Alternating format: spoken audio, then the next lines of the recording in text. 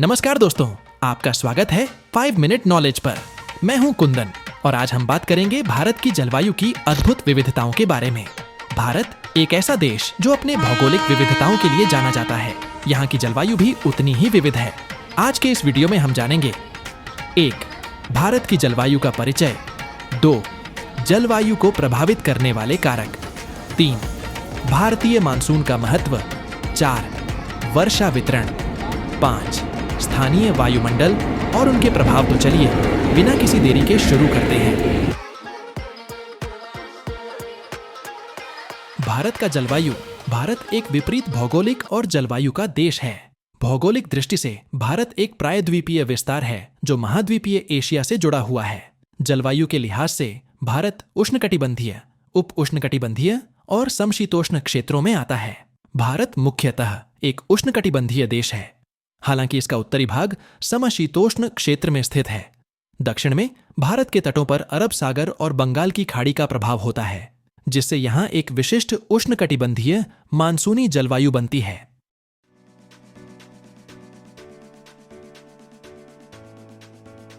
जलवायु को निर्धारित करने वाले कारक। 1. स्थान और अक्षांशीय विस्तार। कर्क रेखा भारत के मध्य भाग से पूर्व पश्चिम दिशा में गुजरती है। इस प्रकार भारत का उत्तरी भाग उप उष्णकटिबंधीय और समशीतोष्ण क्षेत्र में है, जबकि दक्षिणी भाग उष्णकटिबंधीय क्षेत्र में आता है। सागर से दूरी। अरब सागर और बंगाल की खाड़ी भारत के प्रायद्वीप को घेरते हैं, जिससे तटीय क्षेत्रों में जलवायु हल्की होती है। आंतरिक क्षेत्रों में जलवायु में अधिक चरम होता है। हिमालय। हिमालय पर्वत भारत को मध्य एशिया की ठंडी और सूखी हवाओं से बचाता है। ये पर्वत मानसूनी हवाओं के लिए एक भौतिक अवरोध का काम करते हैं, जिससे बारिश के लिए अनुकूल स्थितियां बनती हैं। भौगोलिक स्थिति। फिजियोग्राफी। भारत का भौगोलिक मानचित्र जलवायु से बहुत निकटता से जुड़ा है। ऊंचाई पर स्थित स्थानों में ठंडी जलवायु होती है, जैसे ऊंटी। मानसूनी हवाएं। भारतीय जलवायु का सबसे प्रमुख कारक मानसूनी हवाएं हैं। दक्षिण पश्चिम मानसून पूरे देश में वर्षा लाते हैं। ऊपरी वायु परिसंचरण। भारतीय भूमि के ऊपर ऊपरी वायु परिसंचरण में परिवर्तन जलवायु को बहुत प्रभावित करता है। उष्णकटिबंधीय चक्रवात। उष्णकटिबंधीय चक्रवात बंगाल की खाड़ी और भारतीय महासागर से उत्पन्न होते हैं, जो भारी वर्षा और उच्च वायुमंडलीय दबाव लाते हैं। पश्चिमी विक्षोभ। पश्चिमी विक्षोभ सर्दियों में भारत में मौसम की स्थिति को प्रभावित करते हैं। एल निनो प्रभाव। यह समुद्र की गर्म धाराओं के कारण होता है और भारत में सूखा या बाढ़ का कारण बन सकता है। ला नीना। यह एल निनो के प्रभावों के सामान्य होने का संकेत देता है और भारत में भारी मानसूनी बारिश की संभावना को दर्शाता है।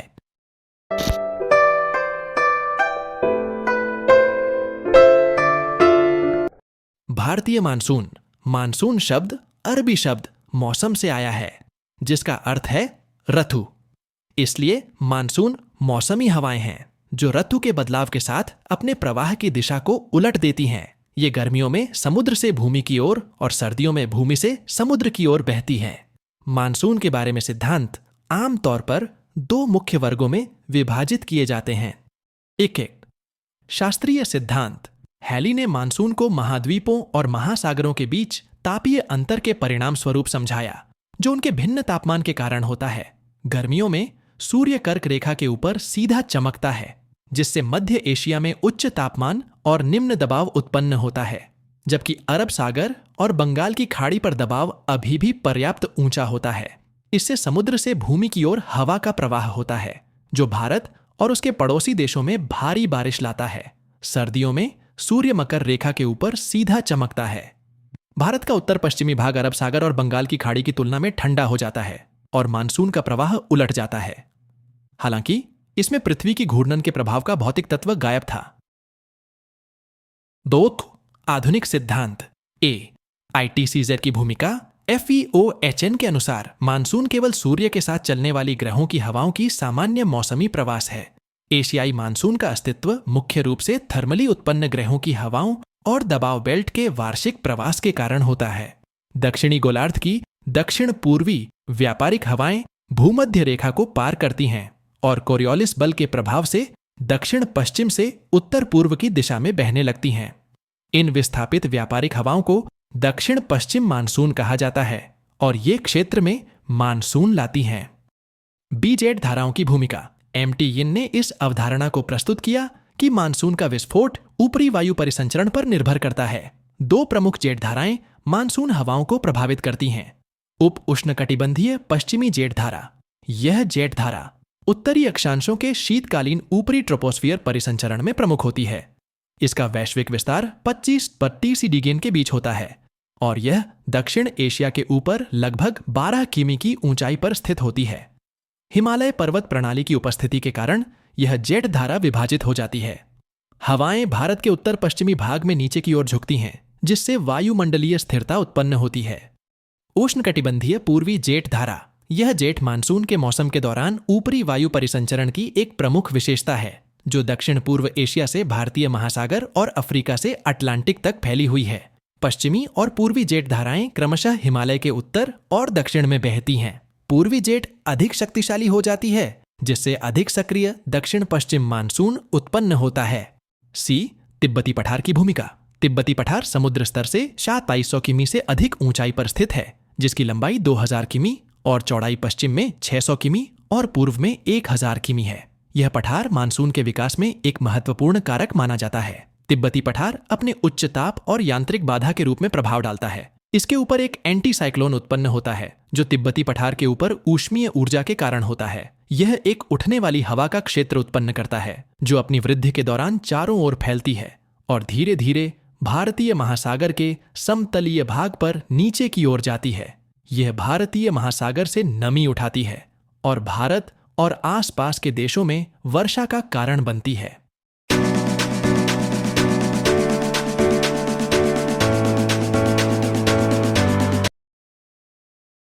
भारतीय मानसून की विशेषताएं।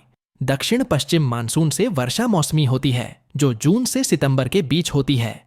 मानसूनी वर्षा मुख्य रूप से राहत या स्थलाकृति द्वारा नियंत्रित होती है। उदाहरण के लिए पश्चिमी घाट का वायुमुखी पक्ष 250 सेमी से अधिक वर्षा दर्ज करता है। पूर्वोत्तर राज्यों में भारी वर्षा उनके पहाड़ी क्षेत्रों और पूर्वी हिमालयों के कारण होती है। समुद्र से दूरी बढ़ने के साथ मानसून वर्षा में कमी आती है। कोलकाता में दक्षिण पश्चिम मानसून अवधि के दौरान 119 सेमी वर्षा होती है। पटना में 105 सेमी, इलाहाबाद में 76 सेमी, दिल्ली में 56 सेमी और बीकानेर में 24 सेमी वर्षा होती है। मानसून की वर्षा ब्रेक्स द्वारा विशेषता प्राप्त करती है। ये वर्षा में ब्रेक बंगाल की खाड़ी के मुहाने पर बने चक्रवातीय अवसादों से संबंधित होते हैं और इनके मुख्य भूमि में प्रवेश से होते हैं। ऐसे अवसादों की आवृत्ति जून से सितंबर तक प्रति माह 2 से 4 होती है। अवसादों की आवृत्ति और तीव्रता, साथ ही उनके द्वारा अपनाई गई मार्ग वर्षा के क्षेत्रीय वितरण को निर्धारित करते हैं। गर्मियों की वर्षा भारी बारिश के रूप में आती है, जिससे काफी अधिक जल प्रवाह और मिट्टी का कटाव होता है। मानसून भारतीय कृषि अर्थव्यवस्था का महवर है, क्योंकि देश में कुल वर्षा का 3/4 से अधिक दक्षिण पश्चिम मानसून सीजन के दौरान प्राप्त होता है। इसकी क्षेत्रीय वितरण काफी असमान होती है, जो पश्चिमी राजस्थान में 12 सेमी से लेकर मेघालय में 400 सेमी से अधिक तक होती है। बारिश की शुरुआत कभी कभी पूरे देश या उसके एक हिस्से में काफी देर से होती है। वर्षा कभी कभी सामान्य से काफी पहले समाप्त हो जाती है, जिससे खड़ी फसलों को बड़ा नुकसान होता है और सर्दी की फसलों की बुआई में कठिनाई होती है। इसी कारण से मानसून अत्यंत अप्रत्याशित और अनिश्चित होते हैं।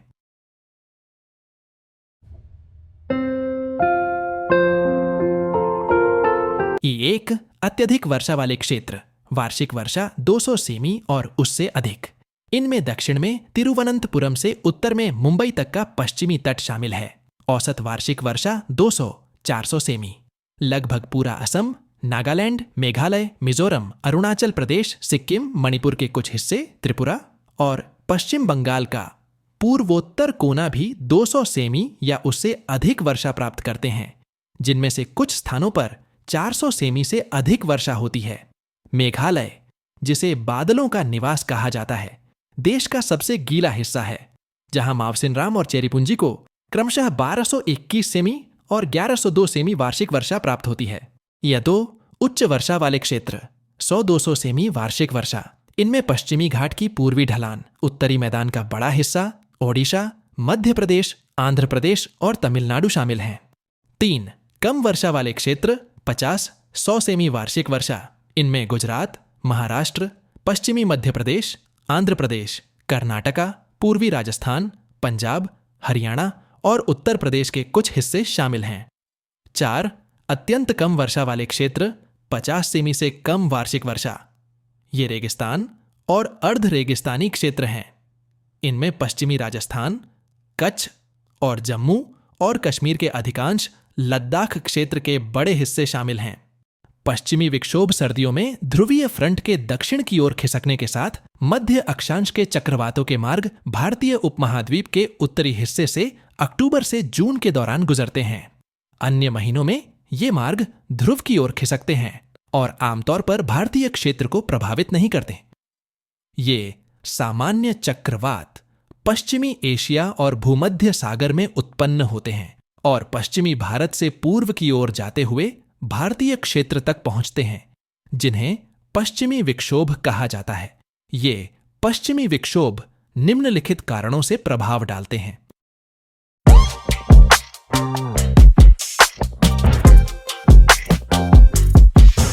स्थानीय हवाएं गर्मी के मौसम में पूरे देश में वायुमंडलीय दबाव कम होता है।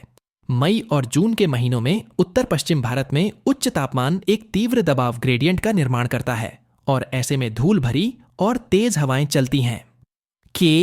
लू ये गर्म धूल भरी हवाएं होती हैं जो आमतौर पर सुबह शुरू होती हैं और दोपहर में अपने चरम पर पहुंचती हैं। यह क्षेत्र के तापमान को बढ़ाती है और उच्च आर्द्रता का कारण बनती है। खास आंधी ये मूलतः गरज के तूफान होते हैं जो धूल और बालू की एक ठोस दीवार की तरह चलते हैं। इनकी गति तेज होती है और दृश्यता केवल कुछ मीटर तक सीमित हो जाती है। ऐसे धूल के तूफान राजस्थान, हरियाणा, दिल्ली, उत्तर प्रदेश आदि में सामान्य होते हैं। पश्चिम बंगाल और झारखंड, ओडिशा के आसपास के क्षेत्रों में तूफान की दिशा मुख्यतः उत्तर पश्चिम से होती है और इन्हें नॉरवेस्टर कहा जाता है। गीगू काल बैसाखी ये हिंसक तूफान होते हैं जो खड़ी फसलों, पशुओं और मनुष्यों को भारी नुकसान पहुंचाते हैं। ये अधिकतम मार्च और अप्रैल के महीनों में होते हैं। तो दोस्तों, आपको हमारा यह वीडियो कैसा लगा? यदि आपको भारतीय जलवायु की यह जानकारी पसंद आई हो तो कृपया हमारे चैनल 5 मिनट नॉलेज को सब्सक्राइब करें और इस वीडियो को लाइक और शेयर करें। आपकी प्रतिक्रियाओं का हमें हमेशा इंतजार रहेगा। अगले वीडियो में फिर मिलेंगे। तब तक के लिए धन्यवाद और ध्यान रखें।